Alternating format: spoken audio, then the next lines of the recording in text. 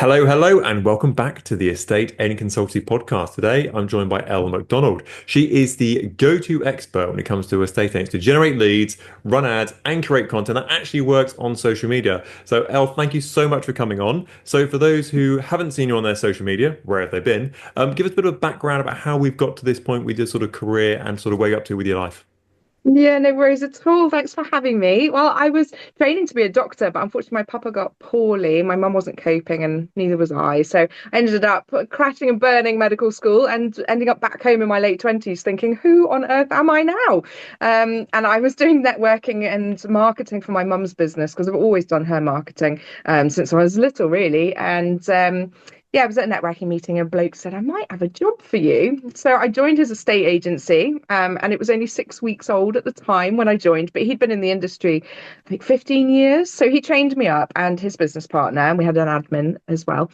And just 3 years later, the EA Masters was born, and it was the first ever time that they changed it from the Sunday Times Awards, and it was like a 6 month long mystery shop, but it was brand new. So now you know it's happening, you know. So if you were interested in that kind of thing, you could work towards it. But at the time, we were just living our lives, and then we got phone call to say that we needed to be at the ceremony, and yeah, and it turned out we'd won, like the UK's number one, and we were like baffled because, like I say, we were just doing our jobs.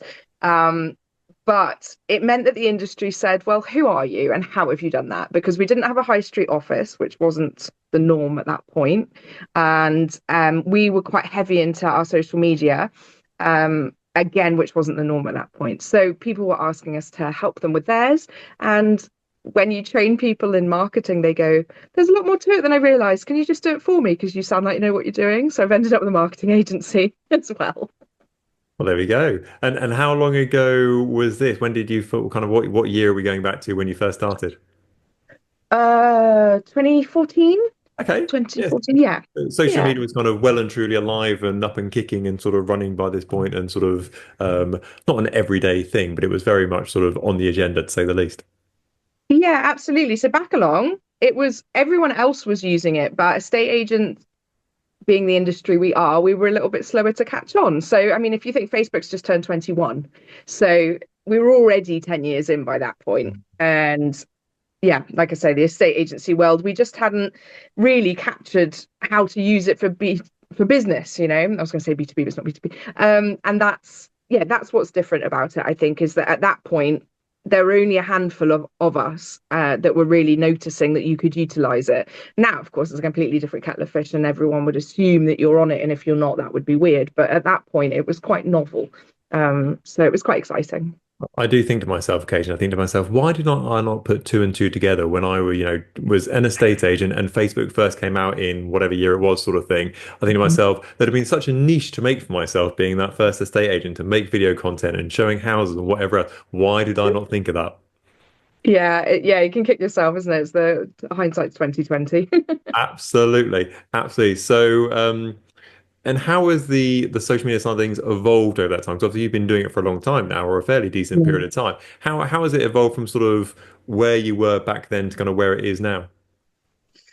Well, I think short form video is the thing now. I just was reading an article this morning about how people are not using like the Radio Times type things to find out about TV programs anymore. They're getting that information from YouTube Shorts and TikTok. So those things are almost like it's the wrong phrase, but the gateway drug into a bigger TV program.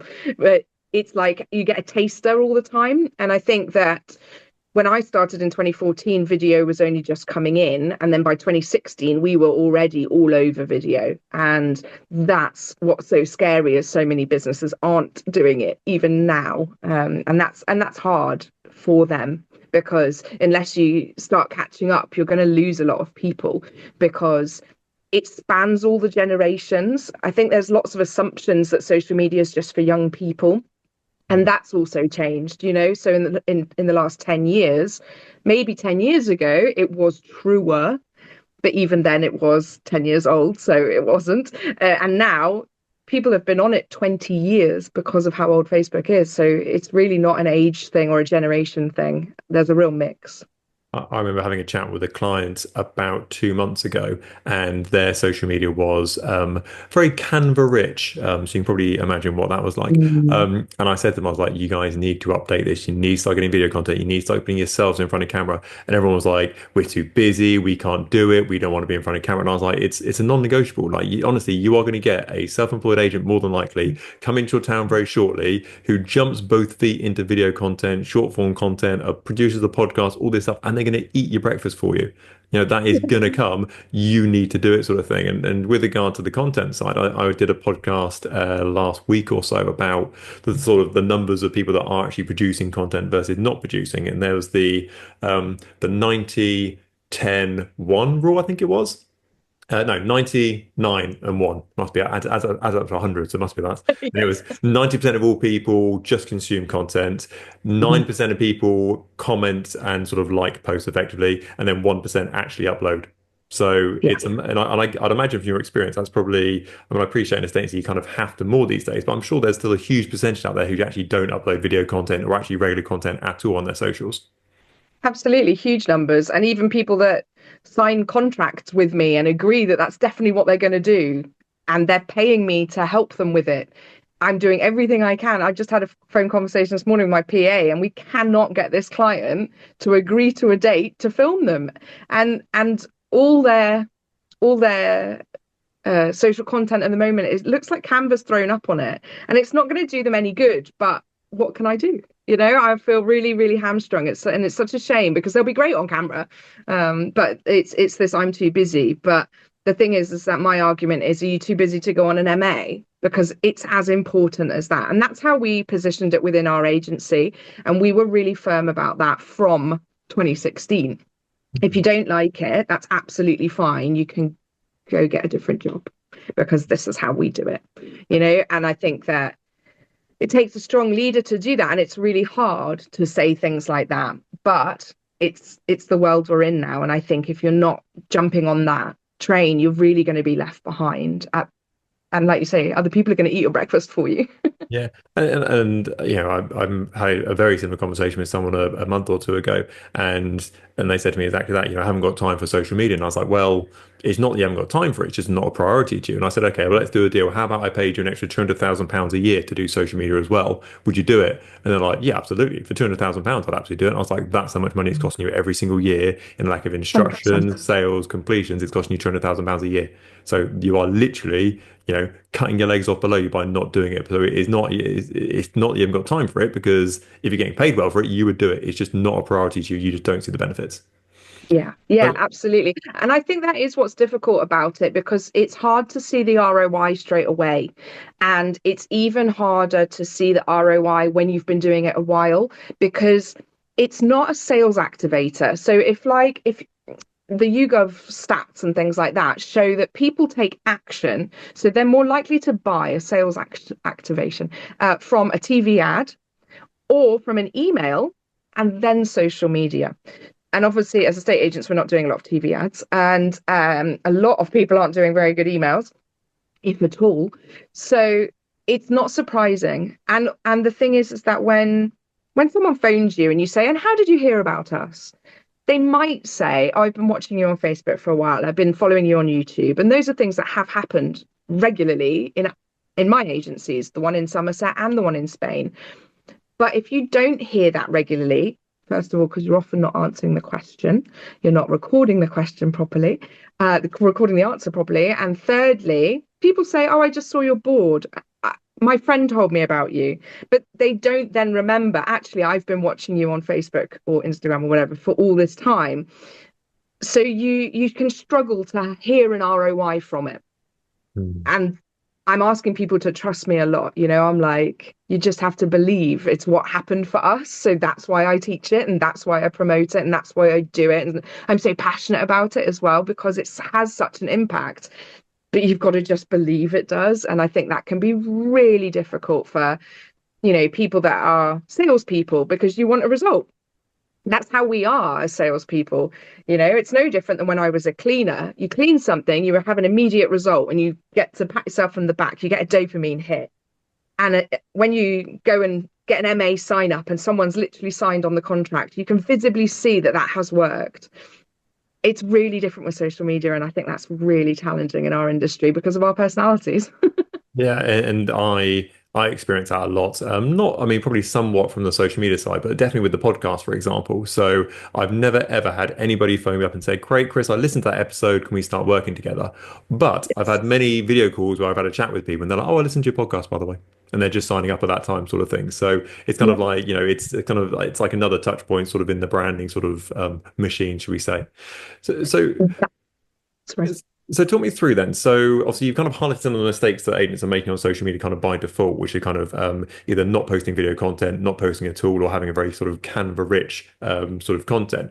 So lots of agents are quite camera shy or can be quite camera shy and think they don't sort of have enough value to kind of offer the world or the estate agency world, etc., kind of via video. So if someone hasn't got that confidence to kind of stand in front of camera, for example, where's kind of a good place to sort of start or sort of kind of build up to that or warm up to it, or where do you think they should go to?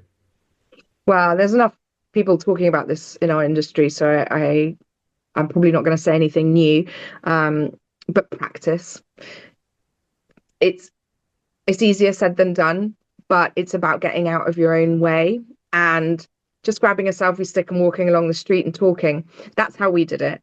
Um, and we just kept doing it. And the early ones we did are terrible. Of course they are. But it doesn't matter. No one's scrolling back that far. But what it did do was meant that I now show up on socials without thinking about it because it's become part of my MO. And people say to me, "Oh, but you're so good at it." But I wasn't. And it's only because I showed up. Now, the best tip that we ever had was to put a post-it note over the screen. So if you're recording in selfie mode, you can't see yourself. And I think that came from Chris at PVS Video. So I would say that that's such a good tip. And also try not to be too critical of yourself, which again is nearly impossible. I'm asking you to do the impossible without sending you to an incredible mindset therapist. It's a lot of deep work in some respects. Or you can just do it the shallow way, which is to just post and ghost. Just show up, post it, get on with your day. Show up, post it, get on with your day. Don't worry about it. Oh, I The like it. analogy that I I like the expression post and ghost. I think I've been doing that for the last 2 years without knowing it, but I love that. I'm going to nick that one. Yes, it's cute, isn't it? I think something I said to an ex-client of mine who then was able to go away and do it for themselves, which is so empowering and fabulous, was just show up. It's like when it's raining, okay? You don't analyze every single raindrop. You're just aware of the rain. And that's exactly the same for social media. You don't need every single post to be on point. You don't need to be a news presenter or go viral. We're not going to go viral. We're estate agents. We're not that exciting. But if you just keep showing up, people go, "Oh, look, it's raining again. Oh, look, it's raining again." And then you end up with a lake. And they know that it was you and they know it's you. And like you've just described, Chris, how they talk about, "Oh, and I've been watching your podcast, I'm listening to your podcast." I have the same thing as well. People come on with me and I've never seen them interact with a single thing that I have done online on any platform. And they go, "Oh, I've been watching you for months. I feel like I know you." And I'm like, "You're kind of engaged," because again, it comes back to that. You've got no dopamine here. You've got no ROI, obvious. So I think practice, showing up, and fail faster, like Stephen Bartlett would say, and all those other people. Yeah. The more you do, the quicker you learn. So I know of one marketing lady who recommends you post 4 times a day on TikTok because you get it out your system. You stop worrying about it and you work out what your audience wants and needs. Yeah. I think it's definitely about jumping in that deep end and going, actually, if I'm doing it, let's just go for it. Let's pull that band-aid off and kind of rock and roll from there, sort of thing. So Exactly. where do you think the line sits? So I hosted a American realtor on the podcast the other day, and so before we had the podcast, I kind of stalked their social media, and I would say kind of, they say everything's bigger in America. I would say, her social media was bigger. It was very, it wasn't particularly property related necessarily. It was very entertaining. And then, there were lots of like, I wouldn't say dances is probably a bit strong, but it was very sort of like, very social media. Like if you ignore sort of the estate agency side of things, it was very sort of on point trends and little clips of this and dancing around that Right. and all this sort of stuff. Where's the line between sort of property related and sort of doing things for the algorithm because you know that if I do dance to this song, it will get a certain amount of likes. Where's the bar there and where's sort of the line in the sand? For me personally, I think it comes down to the people involved. So if your bag is following the trends and you're the type of person that enjoys creating that type of content, just go for it because the people that like consuming it are the people that are going to then come and work with you. If you're not that way inclined, don't do it. When we started leaning into our style of doing things on our social media for our estate agencies, we ended up with more happy clients. The team were happier, and we had far fewer, where they're just a bit thorny because they'd already been watching us, they already knew who we were, and they'd already sold us to themselves. So if you're a trendy, up to date, funny, hilarious, kind of wacky person, and you can maintain that because that's genuinely who you are, then go for it. If I was to do stuff like that, it would come across as so fake because I'm not that person. I'm really quite dull and tedious, and all I do is geek out on marketing and estate agencies. So there's no point me coming on and trying to be all trendy on my socials because then if someone came to work with me, it would be really jarring because they'd be like, "Well, you're not who I thought you were." So I've seen some estate agents on TikTok, they've got like over 1 million views because what they're doing is for the socials and it's funny and it's awesome. Me personally, I'm not chasing those kind of views. And as an estate agent, I wasn't either because I was always niching to a very small area. So I think that if it's in you, do it. If it isn't, don't. And don't worry about it because it's the consistency of showing up that's more important, in my opinion. Because you're going to bump into the public, the real people that are watching these things at the school gates, in the co-op, at the pub, wherever you go. And that's the power of it. When we started doing it, we ended up having to get little badges for our outfits because people kept waving to us and going, "Oh, hi," because they thought we were their cousin's girlfriend or whatever. So once we got something branded on our outfits, they were like, "Oh, you're the property people. I wanted to ask you." And all of a sudden, you're booking an MA over a pint. And that for me is the power of it. So however you get there, it almost doesn't matter. And I suppose it's a little bit sort of vanity over sanity in some way, isn't it? Because, vanity is, 1 million views is amazing, but they all live in Timbuktu and have no idea about Mhm. selling a house with you sort of thing, then kind of what's the point in the nicest possible way? Whereas if you've got 200 views on a video, for example, but they all live within your village and everyone's going to see you down the pub and they're going to chat about it later in that evening sort of thing, then that's great. That's probably a better place to be, I'd imagine. I completely agree with you. So I would say that I get quite a few people say, I want to increase our followers. And unfortunately, that's a really 2010 version of how social media works. And follower counts are relatively meaningless because the algorithms don't work that way anymore. They're not showing stuff to your followers. So, in that respect, it can be really disheartening because you think, A, my followers aren't increasing, and B, I'm not getting that many views. But if you're keyword stuffing your things, keyword stuffing is a negative. So if you're putting the correct keywords into your content, whether that's video or not, the algorithm knows who to show it to. So if you are an estate agent that's focused on your local area, make sure you're saying those things. Make sure you're saying the name of your area regularly in the words you're using in the content, on the stickers you put over the video, all of those little tiny things, because it helps the algorithm. However, if you're a sort of agent that isn't focusing on a small area and instead you're focusing on a type of person, then yeah, maybe you could do it differently. So I've got one lady I'm thinking of, and she is looking to grow a franchise of estate agents that all support later living, so older adults. So therefore, she's not looking at Guildford or Edinburgh. She's looking at this broader niche of people rather than place. So I think that's the balance on that front. Hmm.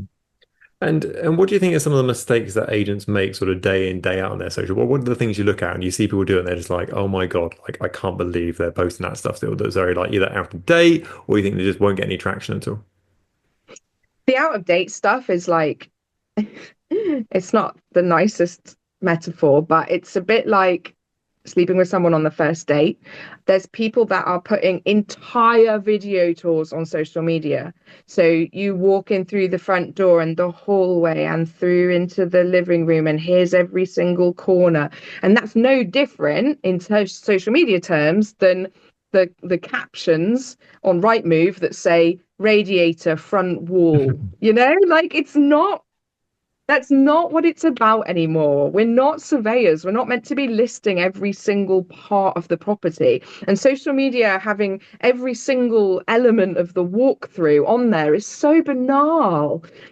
That might be useful once they're at viewing stage, or, if you do a video and it's a clip and a clip and a clip and a clip, and then it says, for the full video walkthrough, message me. You're more likely to get people messaging you. You're more likely to generate interest. The same with all the photographs. Here's a front facing photograph, and here's the living room and the living room and the living room. It's so boring. And that is people handing their power to Rightmove and the other portals, and it's proving that you're no different than anyone else. I was on a call with someone the other day and I was like, what's your USP? Why would I work with you? What's your specialty? Oh, well, our marketing's incredibly high quality. And I'm like, well, your social media says exactly the opposite. And the photograph there, the first photograph I can see is a garden with a rotary washing line in it. So I would say that your marketing is not particularly attention to detail, and it's not high quality. The other things that people are doing are putting external links to Rightmove. Don't. You're still just completely giving away your power. You're proving to the public that you have no value. And I think it's because we don't believe we have any value, and that comes back to sleeping with someone on the first date in some respects. Sometimes that's an empowered stance, but sometimes it's because actually you're just a bit sad. That's how much social media means to me. We have the power, and we don't realize it, to change how people think about our industry by using these platforms correctly. Because we could elevate the whole industry by proving our value instead of putting our phone number and saying, call me. Well, they can't call you. It's Instagram. There's no button. Make it easy for people to get in touch with you. Make it easy for them to want to work with you. I think it's sort of stop being an estate agent all the time. Yeah. And just remember that you're a person. And I think for me, it's, I think people are so used to sort of picture perfect social medias and picture perfect, photographs or marketing or whatever it may be, that, if you are an agent and you have a poor social media account, for example, or you have a poor profile picture of yourself, or you have a poor property photograph, or you've taken 15 pictures of the living room, for example, they just think you're a crap agent because they'll judge you Yeah. on face value 10 times out of 10 and go, oh, they must be a rubbish estate agent. They can't even take pictures. They can't even have a social media account. Yep, exactly. And I don't think people realize the power of that. And you said earlier that it's different touch points. And that's a really key thing, because there is in marketing the rule of 7, which says that it's going to take 7 different touch points before someone buys from you. But books like Digital Darwinism are suggesting that it's 50 to 100. So if these things are crappy, people don't have to wait around for the next 6 touch points to see if you're going to get better, because they just move on. There's such a smorgasbord out there of opportunity for the consumer to go, nah, crap. And I think I see a lot of people running Facebook ads that are really old fashioned, really the same as everybody else. They're not achieving anything. And all they're doing is driving traffic to a Facebook page that then has no organic content on it, or to a website that's the same, that doesn't have any blogs, anything up to date, no manifesto, no, this is our passion and this is why. I think people think, oh, I put the properties on social media because that's how you use social media, or they palm it off to the administrator or the apprentice, or, my daughter's going to do it. Well, just because they can use the platform doesn't mean they're strategically utilizing it. And it's quite different. Yeah, I remember the social media democracy in offices I've worked in historically has usually been who's the youngest. Right, you're the youngest. Hmm. You must know how social media works because you're 22 years old. So therefore, Hmm. congratulations, you're now in charge of the social media side of things. So we've now got a good idea then about kind of what not to do on social media. So with the clients you work with, what are sort of the winning topics? Where should someone start and go, actually, this is a good topic for us to talk about to kind of get positive engagement with their business? Always, I would say, start with who you want to appeal to. So I think identifying your ideal client is absolutely crucial, and it's a piece of work that most people haven't done. And I think that there's a really strong case, again, in this day and age, to not only do it in terms of your location. So, okay, maybe you want to focus on Peterborough, okay, because that's where you're based. But who in Peterborough? Because take Edinburgh, for example, there are flats in, oh, I can't remember the name of it, but there are flats in a rough part, or there are like the Morningside £1 million houses. So you can't just say, I'm an Edinburgh agent, because who are you working for? And it's the same everywhere. If you really identify, and it might just be on this price range of properties, fine. Who are most likely to be owners of them or landlords and all that kind of thing? So it's this the true is true of letting agents as well. Who is it that you want to talk to? And then talk to them. So if actually you get on really well with, let's think, the mummy market, let's talk to the mummy market. So what are mums interested in? Well, cleaning hacks, childcare hacks, how, what to do now the weather's turned, what to do with them at Easter, what to do in wherever it is that you are. If you're in sales, as an example, only 3% of your market are ever on the market at one time. And that's true of any economy, nearest damn it, because it's an average. If you therefore are only posting properties, it's really banal. You're not appealing to the 97% of your area who don't care about you and don't care what you do. So let's talk to them and let's talk about the things that they're interested in. I think making it much more like a magazine than Rightmove. If you pick up Home and Garden or Country Living or something like that, you can really lean into that kind of marketing mix. And you might put some data in there as well to show that you're an expert and you know these things. But I think if you can really just talk to people about things that people are interested in, and whoever those people are, you're much more likely to garner interest because they're going to resonate with it. And it's not just this property's for sale, this property's gone under offer. Because of course that property's for sale and that's gone under offer. It's your job. Hmm. What else do you do? How do you add value? And I think the other thing to do, and you're not again going to get much interaction on it, but explain parts of your process. Now, I've had people say we don't want to do that because the competition might copy it. Well, you're already all doing the same according to the public. So if you start saying it first, you're already going to be ahead and they're going to be scrabbling to keep up. So don't worry about that because they've got to notice first. And most of these businesses, even when they're one or two people, they're like oil tankers trying to embrace change. They're not like speedboats nipping from whim to whim. It takes a long time. So just share, be a human. Yeah, I always think about it. I try and kind of picture a different industry. So I always think about if I was on a car dealer's social media page and it was like we've just brought this car onto the forecourt or we've just sold this car. I'd be like, well, Merry Christmas, you're a car dealership. That's what you do day in, day out sort of thing. I'd be very surprised if you weren't listing and selling cars sort of thing. But actually they were like, let's see the inside of this car. Let's see some features about this car. Let's see how fast we can get this car going to. I'll be like, I'll watch that video. It's so So much more Top Gear, isn't it? And I so think much that's more. the thing. If you can think about it like a Homes Under the Hammer, or maybe that's not your style because they're doer uppers and things like that. But there's just so much interesting things about what we do for a living. So why aren't we proud of that? I think it's because we get so bogged down in the fact that people hate us and that we get treated badly day in, day out. But I think if you can change that by using social media because you can appeal to the people that are going to like you. So I think if I was going to open a franchise right now, um, which I won't because Scotland's system is so confusing to an English person. So I would focus really on the people I want to work with rather than anything else.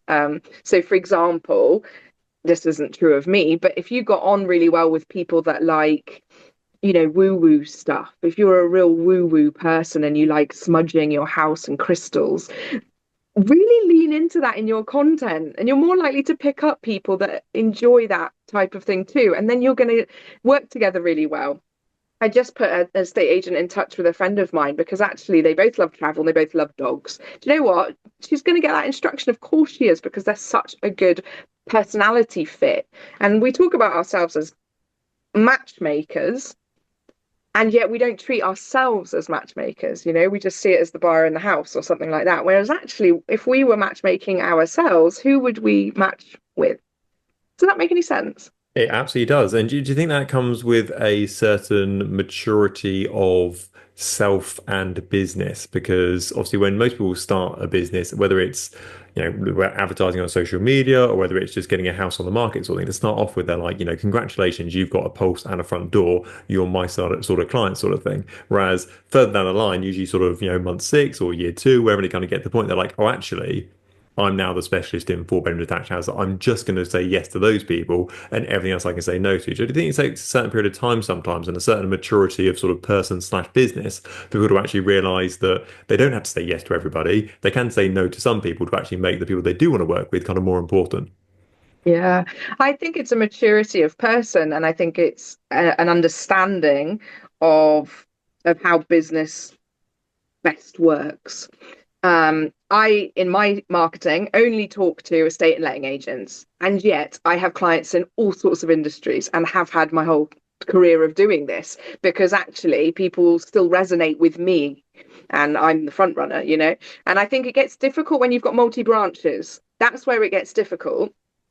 But that again comes down to a maturity of leadership and a strength of leadership.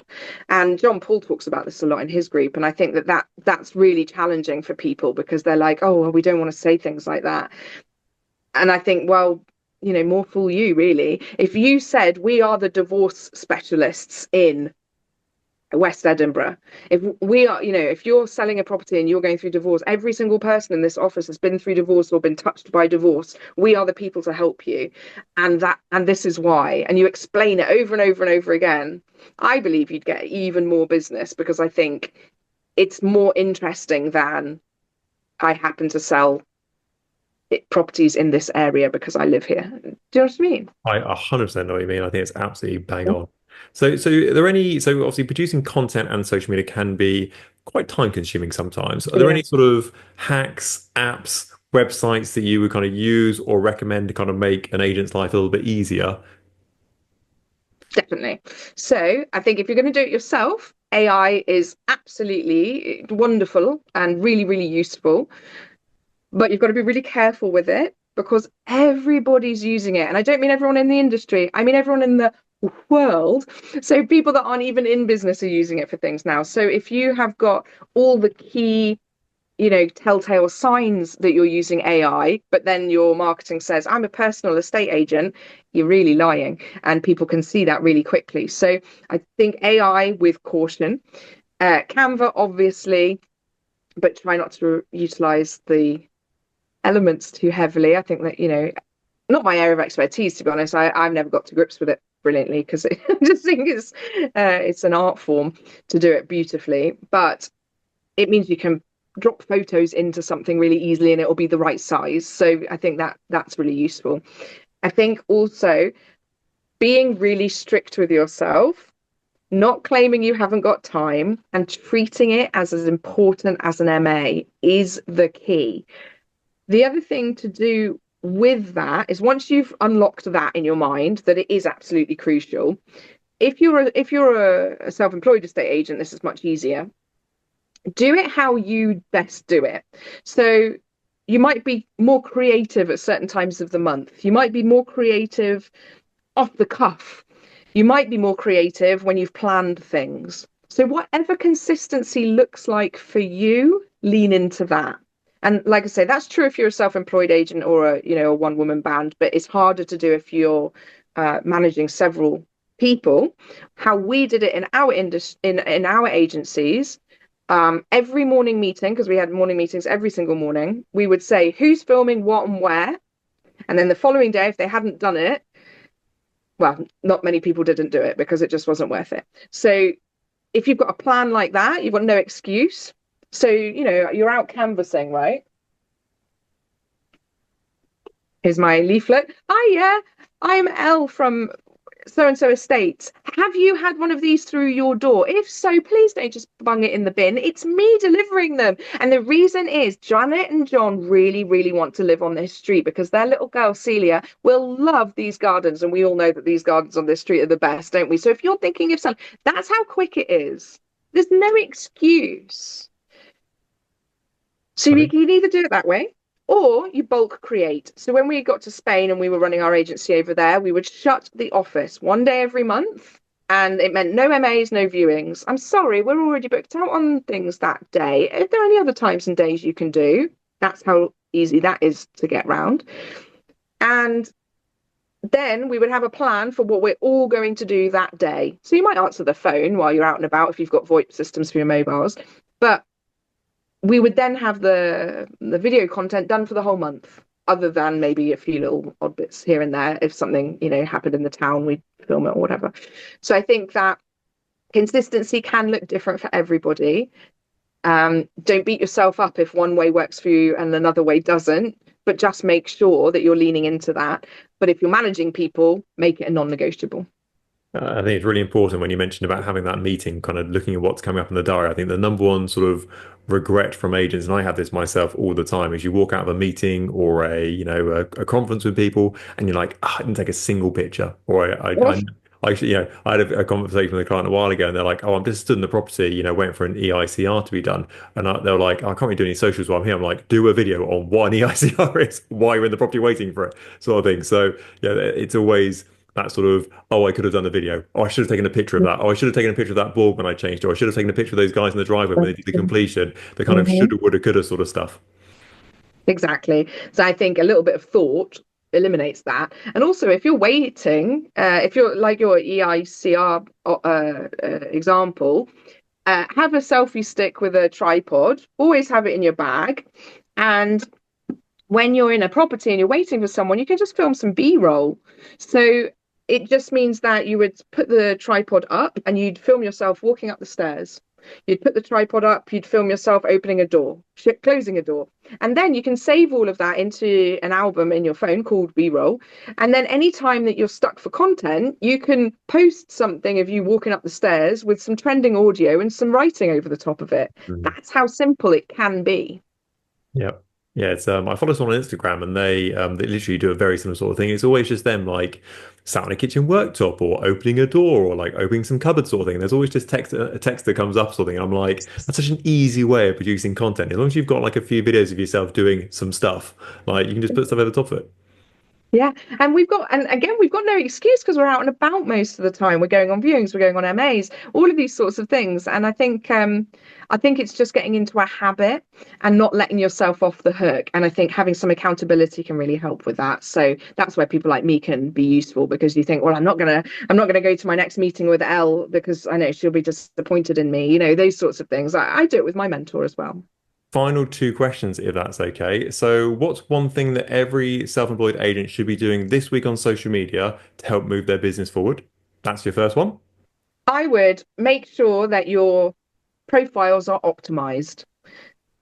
And that means that every single element of your Instagram, TikTok, or Facebook page and personal all explain what you do and how you do it in a really clear, concise way with learn more or click here for more information and make sure that they're actually personal. So many people have their logo as their profile picture. Well, that doesn't tell me anything about you. Those tiny little things, and you can look at all of mine for examples. And I think that those little tiny tweaks make it a lot easier to get hold of you. I just did a poll on my LinkedIn yesterday about how do you contact somebody that you find out about on social media. Most people are saying in the DMs. So if I can't easily DM you, how am I going to hear back from you? And I think you need to really be encouraging people to DM you because it keeps them on the platform and it makes it really easy for them. And you just want to make everything really easy for them. Yeah, you sort of alluded that earlier on, didn't you, with regard to having a phone number embedded into an Instagram post sort Yes. of thing and go, look, this is the flow, this is where you're meant to go, this is the next step of the process sort of thing. Just press that button and away you go. You don't want to put any speed bumps in the way of what is your process effectively. That's literally it. Because if you watch YouTube, which most people do, any YouTuber worth their salt is going and subscribe. And the reason they say that every single time is because people then go, oh, yeah, okay. If you don't do it, they don't. And when you start saying it, you realize your subscriptions have gone up. So it's that simple. And like, there's a guy called Jefferson Fisher. He's amazing. And he's a lawyer and he's not too difficult to look at, which doesn't harm the watchability. But he at the end of every single one of his videos, he goes to try that and follow me. And so you go, oh yeah, okay, I will, yeah. Make the calls to action really easy for people to follow and tell them they like being told what to do. I love that. And final last thing is how can someone get hold of yourself? I'm going to take a stab in the dark and say there's some sort of social media direction to go in here, but how can people easily get Yeah, hold of yourself? I don't use it much. So I'm on LinkedIn, Elle McDonald. I'm on TikTok, estate agent social media, and I'm on Facebook and Instagram as Elle McDonald UK. So don't do what I do. Make sure that the handle is the same over all of them. And yeah, you can email me l@elwood.co.uk if that's easier. But I would say DM me. And if people want to DM me podcast, I have got an AI prompt that I've been working on that can audit how you show up online. So it'll give you really simply all the things that are missing from your website and your socials as to how you are showing up online. So if someone was to type into AI, who's the best estate agent in, then they're going to find out what to do to make that improved. So DM me podcast and I can send that over. Amazing. There we go. Brilliant. Thank you so much, Elle. You've been an amazing guest. Thank you so much for coming on. My pleasure. Thank you for having me.